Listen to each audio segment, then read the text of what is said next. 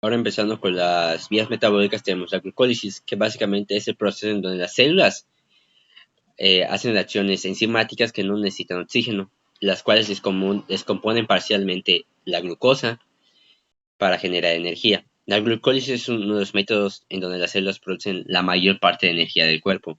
Como sabemos, es la principal fuente de energía del cuerpo. Entonces, ¿cómo afecta la diabetes a eso? Pues al generar tanta glucosa, al tener tanta glucosa nosotros y no poder sintetizarla porque ya no se presenta la insulina, pues poca glucosa ingresa a las células para que se pueda hacer este proceso. Por lo tanto, ya no se puede obtener energía. Entonces, lo que presentamos con que la persona con diabetes tiene sensación de cansancio porque no genera suficiente energía, porque la glucosa no logra entrar. ¿Por qué? Por el desabasto de la insulina que hay. Entonces, al no haber insulina, no puede ingresar la glucosa a, a las células para que hagan la glucólisis. Después tenemos la glucogénesis, que es el proceso de elaboración de glucosa a partir de sus propios productos de descomposición de los lípidos o las grasas o las proteínas. Se manifiesta principalmente en las células del hígado y el riñón. Entonces, ¿esto cómo afecta? Bueno, pues la diabetes mellitus también afecta a esta ruta en su sustrato, que como sabemos son los lípidos. Entonces, como ya no se puede utilizar el medio de la glucólisis, entonces es un desabasto de energía, se utiliza los lípidos. Entonces, al utilizarse los lípidos, la persona pierde peso sin algún aparente por lo mismo, porque se están utilizando las grasas para generar energía para que se pueda mover o se pueda hacer diferentes acciones.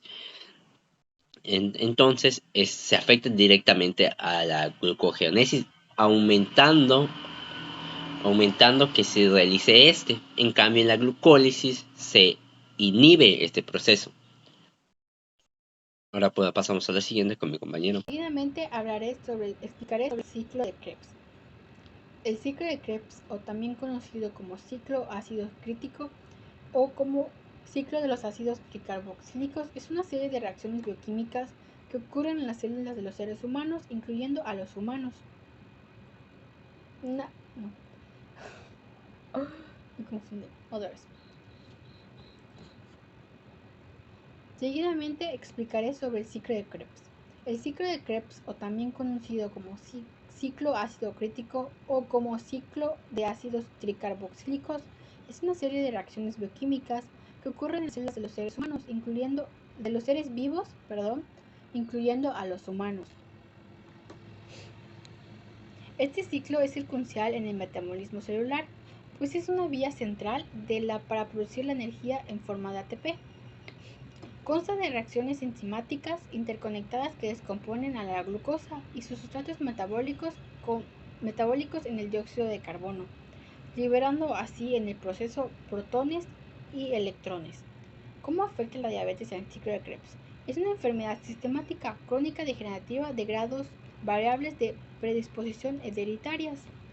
Se caracteriza principalmente por la hiperglucemia crónica, debido a la deficiencia de la producción o a la acción de la insulina, lo que afecta el metabolismo intermedio para las lo que afecta el metabolismo intermedio en los carbohidratos, proteínas y grasas. A continuación les voy a hablar de la formación del lactato. La formación del lactato se da mediante un proceso llamado fermentación láctica. En condiciones anaeróbicas, las células realizan la glucólisis descomponiendo la glucosa a piruvato, y en lugar de entrar al ciclo del ácido cítrico en presencia de oxígeno, el piruvato se convierte en lactato para generar NAD y para que la glucólisis pueda continuar. Y en relación con la diabetes tipo 2, esta puede tener alteraciones debido a varios factores, como por ejemplo la resistencia a la insulina, que esta podría ocasionar que las células no capten de manera eficaz la glucosa y así aumentando una glucólisis anaeróbica y una producción de lactato. Y también, además, se podría dar por una disfunción mitocondrial, en donde habría una alta acumulación de lactato y en casos más severos se podría dar una acidosis láctica. Y también debemos recordar que la diabetes tipo 2 debe llevar un control en el metabolismo de los pacientes que padecen esta enfermedad para evitar las complicaciones que esta podría dar. Y pues eso sería todo. Comenzaré hablando sobre los cuerpos cetónicos. ¿Qué es? Son cuando las reservas de glucógeno se agotan y no hay la glucosa disponible. El organismo necesita aumentar el metabolismo de las grasas para obtener así la energía. En esta situación se generan los cuerpos cetónicos. La cetogénesis o bien la producción de cuerpos cetónicos es una respuesta adaptativa ligadamente a la evolución humana, pues cumple con un papel crítico y de suma importancia a los periodos de supervivencia de la disminución de un aporte energético o del ayuno. Los cuerpos cetónicos suponen una alternativa energética al metabolismo, pues principalmente cuando disminuyen los niveles de hidratos de carbono, convirtiéndose así en soporte energético como vital situaciones en la hipoglucemia. Dada la capacidad de atravesar la barrera hematoencefálica y del sustrato energético y ser un sustrato energético de un gran valor para el tejido nervioso. La importancia de los cuerpos cetónicos es que suministran la energía del corazón y del cerebro, principalmente en situaciones de bajos niveles de glucosa en la sangre. ¿Cómo afecta la diabetes en los cuerpos cetónicos? La cetoacidosis diabética es una complicación grave de la diabetes que puede llegar a ser mortal. Es más frecuente en las personas con diabetes tipo 1, pero las personas que tienen diabetes tipo 2 también lo pueden llegar a presentar. La cetoacidosis diabética ocurre cuando el cuerpo no tiene la suficiente insulina para permitir que el azúcar ingrese a la sangre y así ingresa a las células. Para que se utilice como la energía. En su lugar, el hígado descompone las grasas. Bueno, el día de hoy voy a explicar la vía de las pentosas, como la vía de las pentosas fosfato, la glucogenólisis y la glucogénesis afectan a la diabetes. Y más que nada, la ruta de las pentosas fosfato es una ruta metabólica que ocurre en el citoplasma de las células y la función principal es generar nucleótidos y proporcionar poder reductor en forma de NADPH.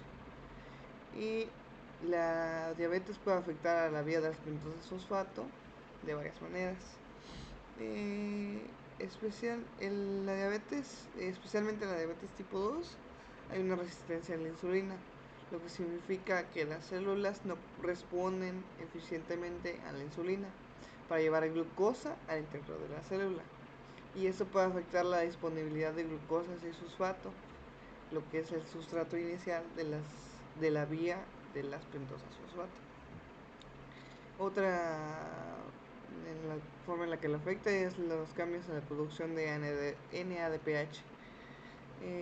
La vía de las pentosas fosfato, como ya había mencionado, es crucial para la generación de NADPH, que es que el NADPH ayuda a combatir el estrés oxidativo y la diabetes puede interferir en esta producción, aumentando el estrés oxidativo en las células.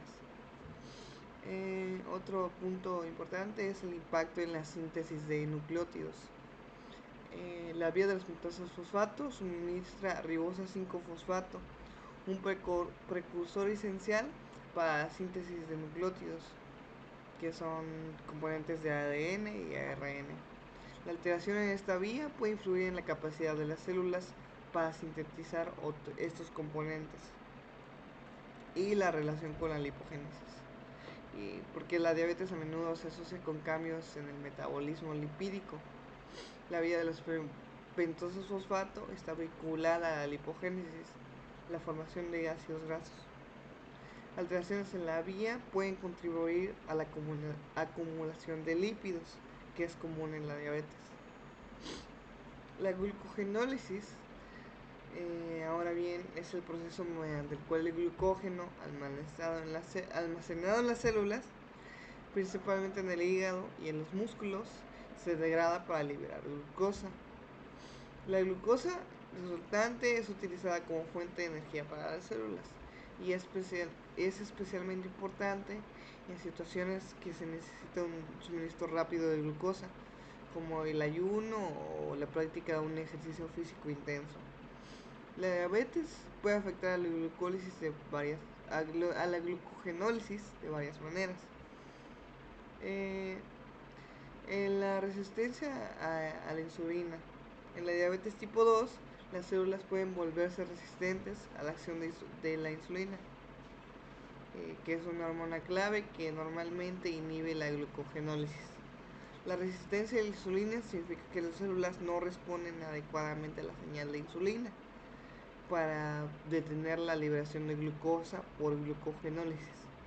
Esto puede contribuir a niveles elevados de glucosa en la sangre. Aumento de glucogenólisis hepática. El hígado desempeña un papel importante en la regulación de los niveles de glucosa en la sangre. En la diabetes, la resistencia a la insulina y otros factores pueden llevar a un aumento en la glucogenólisis hepática, lo que contribuye a la liberación excesiva de glucosa en el torrente sanguíneo. La desregulación hormonal. La diabetes puede afectar la producción y la respuesta a las hormonas que regulan la glucogenólisis, como el glucagón y la epinefrina. Desbalances hormonales pueden alterar la capacidad del cuerpo para controlar la liberación de glucosa almacenada. Otro factor es la alteración del almacenamiento de glucógeno. En algunos casos de diabetes, especialmente cuando hay deficiencias en la producción o la acción de la insulina, puede haber problemas en el almacenamiento de glucógeno en las células hepáticas y musculares. Esto puede afectar la disponibilidad de glucógeno para la glucogenólisis cuando sea necesario. La desregulación del metabolismo energético. La diabetes puede alterar el equilibrio general del metabolismo energético en el cuerpo. Las perturbaciones en la glucogenólisis pueden contribuir a la incapacidad del organismo para regular adecuadamente los niveles de glucosa, lo que puede llevar a una hiperglucemia. Y ahora bien, la glucogénesis. Y como punto final, la glucogénesis es el proceso mediante el cual se sintetiza glucosa a partir de precursores no glucosídicos, como aminoácidos, lactato y glicerol. Este proceso es crucial para mantener niveles adecuados de glucosa en la sangre mediante periodos de ayuno prolongado o durante el ejercicio intenso, o incluso en situaciones en las que la ingesta de carbohidratos es insuficiente. Un factor que que afecta a la diabetes es la regulación hormonal. Puede haber desregulación hormonal que afecta a la glucogénesis. La insulina, una hormona clave en la regulación hormonal del metabolismo de la glucosa, puede estar disminuida en la diabetes tipo 2 o la resistencia a la insulina, lo que podría favorecer a la actividad glucogénica.